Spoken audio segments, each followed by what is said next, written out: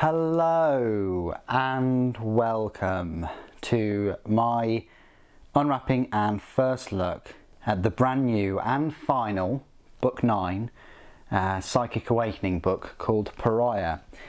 It's a hardback book and it will set you back £25. Here it is. It looks like it's going to focus on orcs. No, it looks like it's going to focus on Necrons.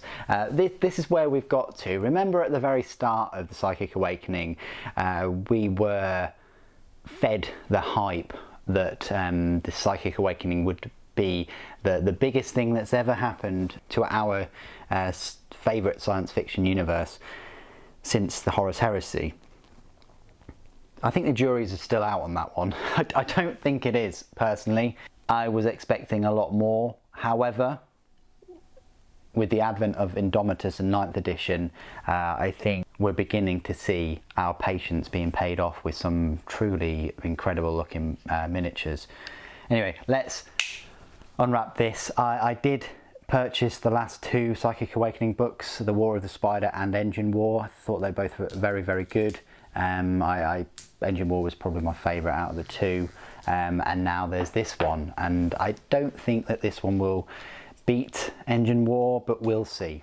It's quite a thin book. You can already tell that it's a thin one. The book will set you back. Look at this. It's only going to be look at this, less than 100 pages for £25. 77 pages. How does that compare to the previous book, War of the Spider? Well, actually, it's a little bit less. Is this the thinnest Psychic Awakening book out of all of them? Who knows, but I certainly feel like these 9 books could have been condensed into 2 or maybe 3 releases. Thicker books, a couple of 100 pages.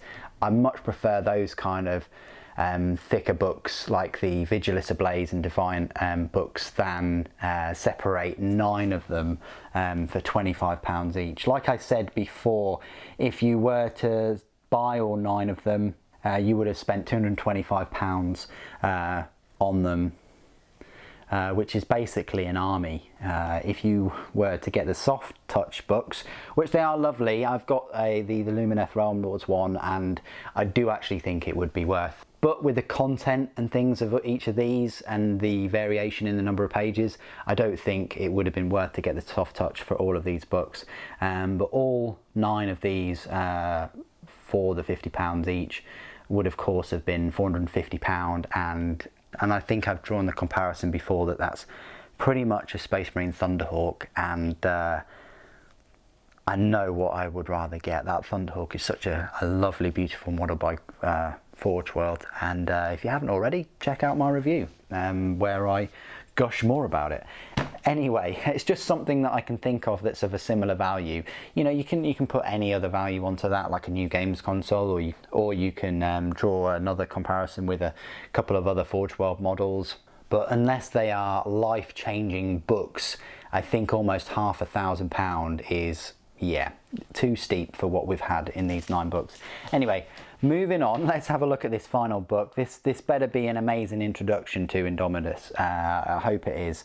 So it's called Pariah, and we've got an introduction here. From the Ghoul stars to the veiled region, the galaxy is engulfed in unnatural phenomena and ferocious warfare. Psychic mutation runs rife across humanity's myriad worlds.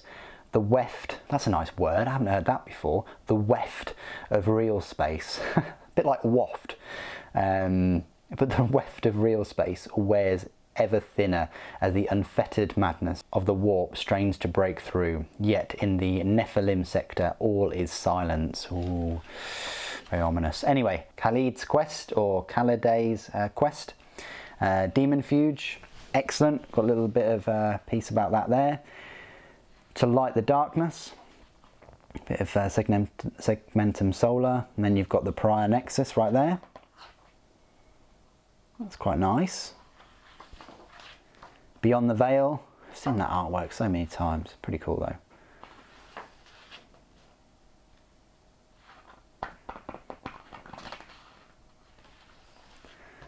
The Battle of the Gate, so a bit of a backstory, a bit more of the lore about what's going on.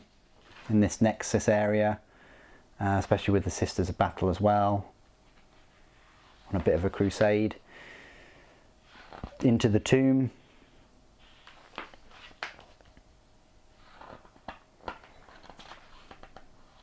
So a bit more about Draxus and her role in all of this. Echoes of Awakening. A couple of reports there from the Lord Inquisitor.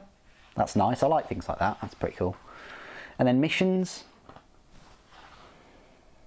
Doesn't look like you've got any new models per se. You just got Caesar there. You got the Sisters of Battle and Frail. Battles Beyond the Veil. Crucible of War Breakout and some new stratagems. Crucible of War Layer by Layer and some more stratagems. Crucible of War Extraction, and that's it. So you get three new missions there. Index Inquisition. This is interesting. This is probably one of the main reasons why you'll get this book. Oh, did I look at the contents? I do apologise. Yeah, it's right here. Look. So the Index Inquisition is from page 32 all the way to 51. So you're getting 19 pages there. Or 20 inclusive, if you want to look at it that way. And then you've got Heroes and Villains, which spans 6 pages inclusive, which includes a Frailstern and Kiganel, and Lumina and Illuminor, Serat, and obviously in the Inquisition you get Kyria Draxus as the first one, which we'll have a look at right now. You know, you do get the data sheets in all of those new models, which is nice. Limitless Authority, you've got some keywords, Relics of the Inquisition, abilities, your different quarries with the different ordos, Malleus, Hereticus, Xenos and Minoris. Agents of the Inquisition, you've got a nice little bit of a backstory lore thing going on there, which they usually have. This is an interesting looking picture there. Although she's against Necrons, this looks to be Eldari or Dark Elf or Drakari. I think it looks like a Drakari. Yeah, with the thick armour. She's a thick girl, isn't she? And the lovely Shang dragon thing. And there's like a little showcase. I love it when they do this. I think this works, this layout. I hope they keep this layout. I like either or. I like it when you've got a picture of the model like that, or on a battlefield with other models on the top with the data sheet below. But I also like it with the data sheet above. And if all of them are, you know, at the above as well, that works for me too. Either or, I'm happy as long as there's like a picture of the model somewhere. That's fantastic. If you've just got data sheets like this, how is that any different to the old indexes that we got at the start of 8th edition? It's no different. It's not special. When you've got pictures like this and you've got, you know, nice artwork and things, then that's a special part of codexes and these kind of books. But when you've just got this, it just, yeah, it's lazy. It really is lazy, in my opinion. Anyway, moving on. So you've got Lord Inquisitor Kyria Draxus. She's an HQ choice, power points cost of a 4. We'll go through all of her rules in her review. I've recently just done the unboxing. Hopefully you've seen that, or that will be out soon to the channel. You've got Inquisitor Greyfax. Again, would have liked if we had like a picture of the model there as Greyfax. It makes sense if the model is old and they're about to refresh it. But if they've released a new model within a few years, put the new model on there. Come on, guys. Or at least put a battlefield picture or something, rather than just a blank space. I know it's not blank space, you get some artwork, but still, I would much prefer that on there. Have your artwork in other places, I guess. Anyway, you've got Greyfax, you've got Kotiaz, you've got Karamazov. Kotiaz and Karamazov desperately need new models. Kotiaz, I think, was changed into Finecast, and I think Karamazov was as well. But I've got Kotiaz in metal still from over 20 years ago, so definitely needs a new model, needs upgrading.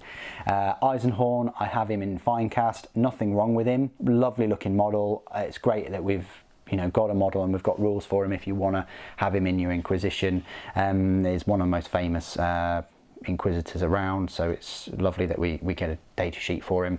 Then you've got Ordo Malleus Inquisitor in Terminator armor. I don't think we actually even have a model for the Ordo Malleus Inquisitor in Terminator armor.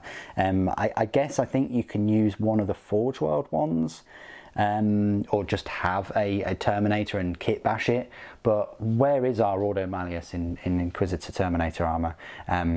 How is he even in Terminator armor anyway? But anyway, enough about that. That would be great if they released a model for him. Then you've got a normal Inquisitor. Again, would be great if we saw some refreshes for them. The Jakiro Weaponsmiths needs upgrading, so do the Acolytes, so do the Demon Hosts. All of those are really old models. They need updating, and Games Workshop could have gone the whole hog. They could have sent off the Psychic Awakening with a big bang ready for Indomitus by releasing new models for all of these units. They still have released a fair few, Ephrael and Draxus and Illuminor Seras, but when you look at it, you're only really getting one Inquisitor, and it's a brand new Inquisitor, rather than upgrading rather than updating the current range. And I would have preferred both. That would have done it justice if they had released a brand new Inquisitor like Draxus that's specifically against Necrons. That makes sense, but also refresh the other models. That's what I think these £25. That's what I think that these books deserve. A refresh of the other models. But I guess they've also got their hands full with the rest of the Necron range and pumping out more Primaris, because that sells well. And I guess single Inquisitor models don't sell as well. But we can all live in hope. Anyway, moving on. You've got the armories of the Ordos. So you've got your range weapons and your melee weapons there. You've got your war gear lists and your points values.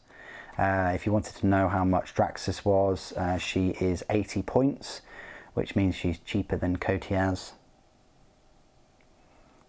Those points are including the war gear as well. So she's the same points cost as Eisenhorn. It's all right. Warlord traits, Telethesia discipline, and then relics of the Inquisition. You've got some stratagems and Inquisition name generator, which are always quite fun. And then heroes and villains. I want to know how big this section is going to be. There you go, you've got Ephrael Stern and Kiganel of the Bloody Tears. Kiganel travels with her. I like how the data sheet is kind of goldish, a little bit like Sisters of Battle, a little bit like Custodes. That's nice, and I like the layout of that. That's lovely. They couldn't have fit the models there, so that's a lovely layout. And likewise with Illuminor Seras. So you go from this really quite clean, neat layout to another clean layout for Illuminor Seras. This is done really well. But this time you've got a bonus of looking at the model as well as the lore and all of the rules and things. I hope they do a similar thing to Necrons with their new 9th edition codex, because you just know that that's coming out with all of those new models that they're pumping out. Lovely rules. We'll go through them once I've built the model, and we'll go through a full review. And that's it for heroes and villains, just those two, but they're done really well. Then you've got Theatres of War. You've got some old Astra Militarum. Just shows you how old they are. What other new models have we kind of got? Well, we've got some Primaris and some old Grey Knights there. We've got new Word Bearers, new Chaos Space Marines look fantastic. You've got the new Inead models, but with some old Eldari models. You've got Gazgul there with some old Orcs, and you've got old Astra Militarum models, but you've got some new Chaos models here with Fabius Bile and the Greater Possessed, along with some Necrons, but dotted about. You've got some Death Watch, but old Demon Host, and you've got some Chaos Knights and some old Demons of Khorne as well. There we go. We've got the Theatre of War, the Webway. It's a new Theatre of War. You've got a Theatre of War, War-Torn Shrine World, and then a Theatre of War, Devoured World, and then a Theatre of War, Demon World, and a Theatre of War, Hive World. So different theatres of wars there. Battlefield Twists, that's quite a nice, neat thing. Oh, and then you've got a Theatre of War, Forge World. And another Theatre of War, Perilous Jungle. And another one, Derelict World. And yet another, Necron Tomb World, of course. And that's it. So this Pariah book might as well just be called Theatre of War. You've pretty much got 9 theatres of war there, which, let's face it, take up 18 pages of a 77-page book. So that's almost a third of the book taken up by these theatres of war. So if you've got any of these theatres of war, different battlefields and things, then it's worth getting. If you're slightly interested in the Inquisition and Necrons, then yeah, it's also worth getting. But if you're not that interested in the lore and things and backstory of Seras, no doubt you'll have this in the new codex. Then you can skip it if you're just interested in Seras. But I think it's worth getting just for the sort of backstory of the Necrons and what they're up to. And of course, if you've got any of those Inquisitor models and you want to have a Inquisition kind of army, there are many things that are missing out of here. You know, although it's an Inquisition index, it doesn't just solely consist of Inquisitors. You've got, you know, 3 elite choices there for Inquisitors. They don't have any, there aren't any conscripts for Astra Militarum that they make use of. There aren't any other special characters, name characters. There aren't chimeras or Valkyries, or so it's not a full codex. No doubt we will be getting a 9th edition Inquisition codex, which will have all of these data sheets in again, and hopefully access to Inquisition specific units and weaponry. And you've got a few missions, literally a few missions, and some nice backstory and what the state of play is in the Pariah Nexus. So there you go. Quite thin on the ground, but I guess there are some nice juicy nuggets in there once we dive deeper into the Necron Tomb. Because this is the last book in the series, these 9 books, what do you guys think of the whole of the Psychic Awakening and of this book and their introduction to the rest of the Necron range? Coming out within 3 weeks, dropping at the end of July. Please do put it in the comments below. It'd be great to hear from you. Thank you ever so much for joining me today. Thank you for watching. The Emperor Protects.